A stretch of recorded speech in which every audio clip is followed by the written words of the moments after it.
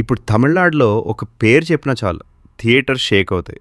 ఆ పేరు తలపతి విజయ్.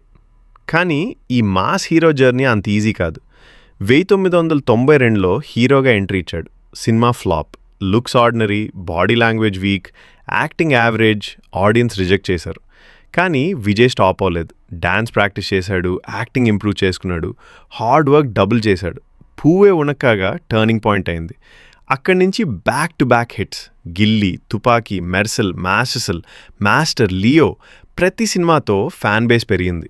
ఇప్పుడు విజయ్ అంటే యాక్టర్ కాదు, ఒక ఇమోషన్, ఒక మూవ్మెంట్. ఇప్పుడు విజయ్ సినిమాలే కాదు, పాలిటిక్స్లో కూడా ఎంట్రీ ఇచ్చాడు. తమిళనాడు ప్రజల కోసం కొత్త పార్టీ స్టార్ట్ చేశాడు.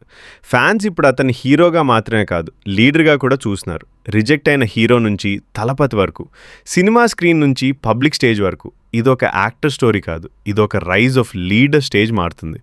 కానీ స్టార్డమ్ మాత్రం పెరుగుతూనే ఉంటుంది. ఇలాంటి స్టోరీస్ కోసం ఇప్పుడే సబ్స్క్రైబ్ చేసుకోండి నరేంద్ర ఫర్ యూ.